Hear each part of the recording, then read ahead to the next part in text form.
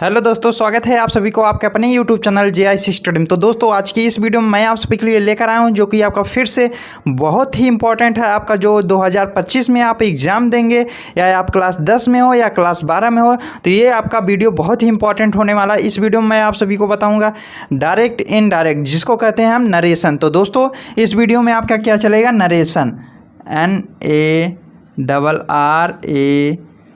NARRATION, narration चलेगा दोस्तों। जो कि आपका नरेशन होता मतलब नरेशन का अर्थ है कथन, ठीक है। क्या है, कथन।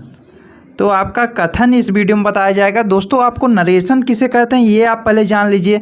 नरेशन है दोस्तों, अगर आपको नरेशन किसे कहते हैं ये जान लीजिए। किसी भी व्यक्ति द्वारा कही गई बातों को ही आपको नरेशन कहते हैं, जिसको आप कथन कहेंगे, ठीक है। किसी भी व्यक्ति द्वारा जो भी आपका बात करते हैं वही आपका क्या हो जाएगा, नरेशन हो जाएगा। अब आपका नरेशन भी आपका दो प्रकार का होता है। कौन कौन से, एक डायरेक्ट स्पीच, एक इनडायरेक्ट स्पीच। आपका पहला क्या है, डायरेक्ट स्पीच होता है, DIRECT, डायरेक्ट स्पीच होता है, SPEECH स्पीच होता है। और दूसरा आपका इनडायरेक्ट स्पीच होता है, INDIRECT, इनडायरेक्ट स्पीच होता है, SPEECH, ठीक। इनडायरेक्ट स्पीच होता है ये आपका direct speech. Indirect, direct speech को आपको क्या कहते हैं, प्रत्यक्ष। इनडायरेक्ट को अप्रत्यक्ष कथन। आप प्रत्यक्ष कथन करिए और इसको अप्रत्यक्ष कथन, ठीक है। इसको लिख लेते हैं, प्रत्यक्ष कथन हो गया, ठीक, और अप्रत्यक्ष कथन, ठीक है। ये आपका प्रत्यक्ष कथन और अप्रत्यक्ष, इधर नहीं दिख रहा है इसलिए नीचे लिख दे रहे हैं। अब इसको इनडायरेक्ट का अप्रत्यक्ष कथन हो गया, ठीक है, अप्रत्यक्ष कथन।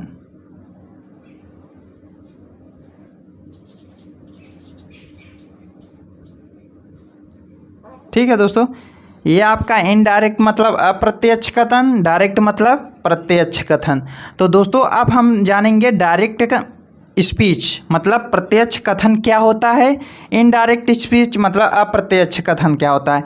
आपका डायरेक्ट स्पीच दोस्तों वह होता है जब हम किसी भी व्यक्ति द्वारा अपनी बातों को हूबहू बता देना या कह देना, लिख देना, आपको क्या होगा, डायरेक्ट स्पीच होता है।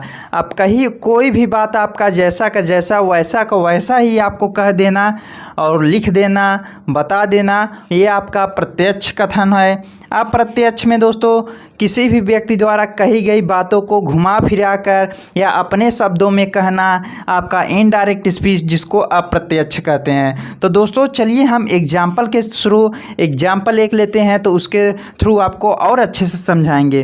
तो आपका पहला एग्जाम्पल ले लेते हैं। जैसे एग्जाम्पल आपका क्या है, ये ले लेते हैं। ये देखिए, अंकित ने कहा कि मैं व्यस्त हूँ। अंकित ने कहा कि मैं व्यस्त हूँ। अंकित ने कहा मैं व्यस्त हूँ, मैं व्यस्त हूँ, ठीक है। अंकित ने कहा कामा इन्वर्टेड कामा मैं व्यस्त हूँ, ठीक है।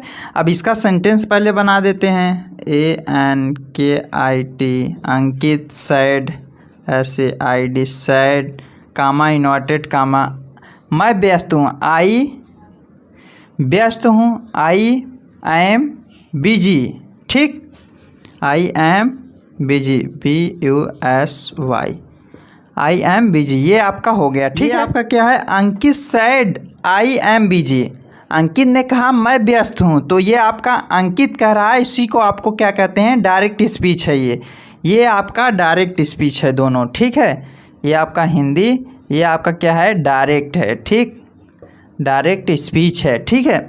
अब इसको इनडायरेक्ट स्पीच कैसे बनाते हैं, तो आपका जो का त्यों ही आपका अपने शब्दों में आप कहना। जैसे कि आपका बताए थे ना, ये आपका जैसा भी है वैसा आपका हूबहू कह देना, ये आपका प्रत्यक्ष कथन मतलब वैसे का वैसा ही कह देना आपका डायरेक्ट स्पीच था। अब इनडायरेक्ट में अपने शब्दों में कहना या उसको घुमा फिरा कर कहना, जैसे अंकित ने कहा मैं व्यस्त हूँ, ये आपका डायरेक्ट। हम अपनी भाषा में अब इनडायरेक्ट कैसे कहेंगे कि अंकित ने कहा कि मैं व्यस्त हूँ। अंकित ने कहा कि मैं व्यस्त हूँ, ना कि मैं। वो अंकित ने कहा कि मैं व्यस्त हूँ, तो कि ना कि क्या है आपका, मैं अंकित ही है।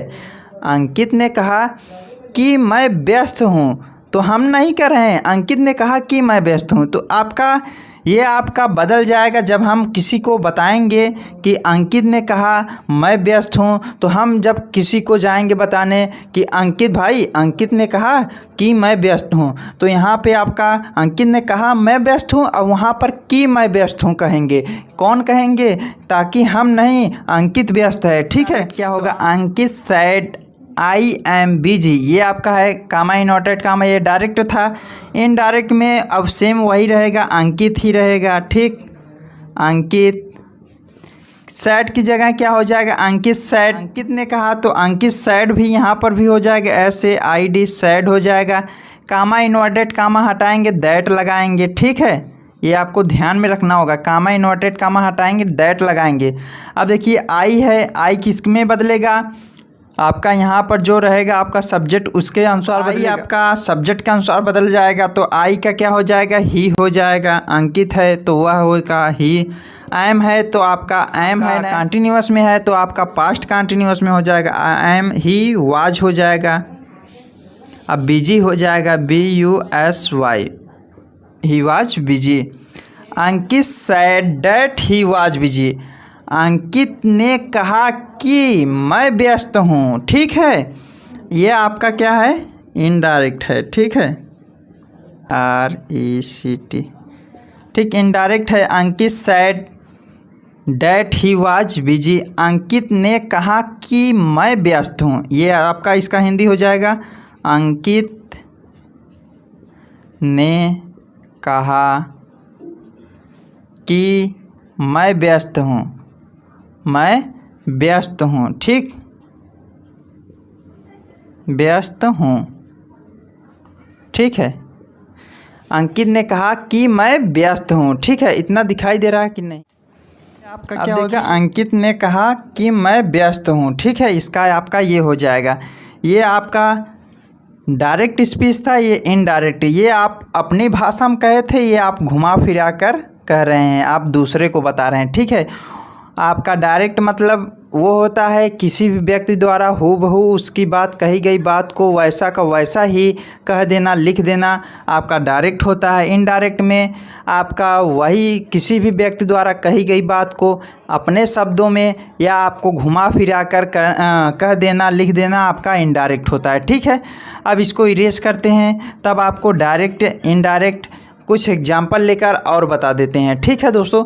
अब इसको इरेज करते हैं, ठीक है। चलिए दोस्तों, अब देखिए आपका एग्जाम्पल हो गया। एग्जाम्पल के साथ आपका दोस्तों ये भी देख लीजिए, SAY सेज टू रहेगा तो आपका क्या हो जाएगा? टेल्स में हो जाएगा, TELL, नीचे लिख लेते हैं, ठीक है, TELL, टेल में हो बदल जाएगा, ठीक है। और यहाँ पे सेज टू रहेगा, सेज टू रहेगा, S रहेगा तो आपका टेल्स में हो जाएगा, टेल्स, ठीक। और सैड टू रहेगा, SAID, सैड टू रहेगा तो आपका क्या हो जाएगा? टोल्ड हो जाएगा, TOLD, टोल्ड में आपका चेंज होगा, ठीक है दोस्तों। ये आपको दिख रहा है कि नहीं? इधर दिख रहा था, इधर ही लिख लेते हैं, TOLD, टोल्ड में हो जाएगा, ठीक है दोस्तों। ये आपको समझ में आ जाना चाहिए। तो चलिए इतना आपको समझ में ये भी आप बात में ध्यान रखिए कि इसको आपको रिपोर्टिंग वर्ब कहते हैं, इसको रिपोर्टेड स्पीच कहते हैं, या रिपोर्टेड स्पीच कहिए या इसको रिपोर्टिंग स्पीच कहिए या रिपोर्टिंग वर्ब कहिए, या इसको भी रिपोर्टेड स्पीच कहिए या वो रिपोर्टेड वर्ब कहिए। तो ये आपका इन्वर्टेड के कामा अंदर जो रहेगा रिपोर्टेड स्पीच होगा और इन्वर्टेड कामा के बाहर का रिपोर्टिंग वर्ब होगा, ठीक है। इसको अंकित sad I am busy, Ankit ने कहा मैं व्यस्त हूँ, ठीक है। अब इसे अपने भाषा में क्या कहोगे? अगर हम किसी को और को जान रहे हैं बताने तो कहेंगे भाई अंकित ने कहा कि मैं व्यस्त हूँ, ठीक है। तो इसका क्या हो जाएगा, अंकित सैड। अगर यहाँ सैड टू मी रहता तो आपका टोल्ड में बदलता, ठीक है। अब देखिए यहाँ सैड है तो सैड हो जाएगा, कामा इन्वर्टेड कामा हटाएंगे, दैट लगाएंगे। अब देखिए आई एम बिजी, तो आई किसके साथ बदलेगा, अंकित के साथ, तो ही हो जाएगा ही।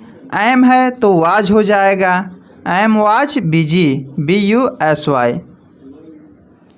Shivam said to me, Shivam ने मुझसे कहा आई एम रेडी, मैं तैयार हूँ। तो इसको आपका डायरेक्ट है, अब इसका आप इनडायरेक्ट बनाएंगे। तो इनडायरेक्ट में आपको देखिए शिवम है तो शिवम लिख देंगे, ठीक।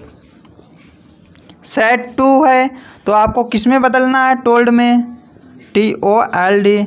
शिवम टोल्ड मी, आपका मी है तो मी इन्वर्टेड कामा, और ये आपका हटाएंगे, दैट हो जाएगा, ठीक।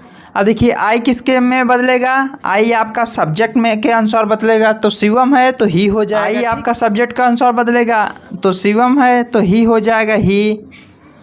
एम वाज हो जाएगा, रेडी तो रेडी हो जाएगा, आपका रेडी ऐसे ही रहेगा।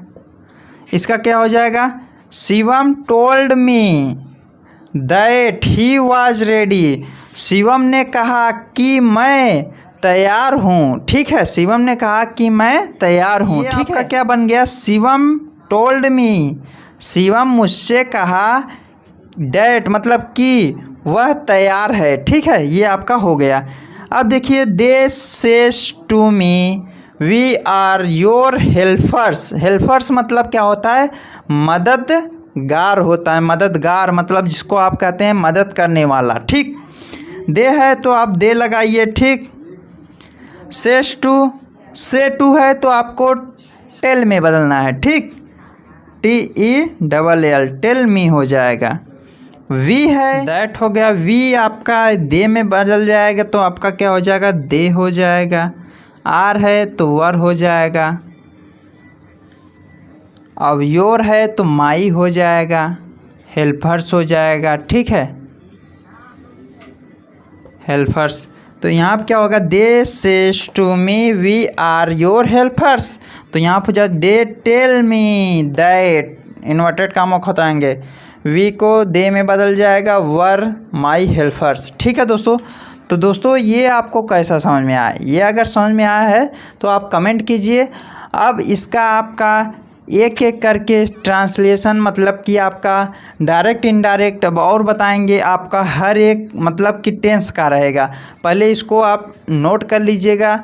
अब अगली वीडियो में आपका कौन किस में बदलता है ये बताएंगे, पहले टेंस कौन कौन का बनता है ये बताएंगे, कौन किस में बदलता है ये बताएंगे, और कैसे बनता है वो टेंस वो बताएंगे, ठीक है। तो दोस्तों अगर ये वीडियो आपको अच्छा लगा हो तो वीडियो को लाइक ज़रूर कीजिएगा। मिलते हैं आपको अगली वीडियो में। जय हिंद, वंदे मातरम।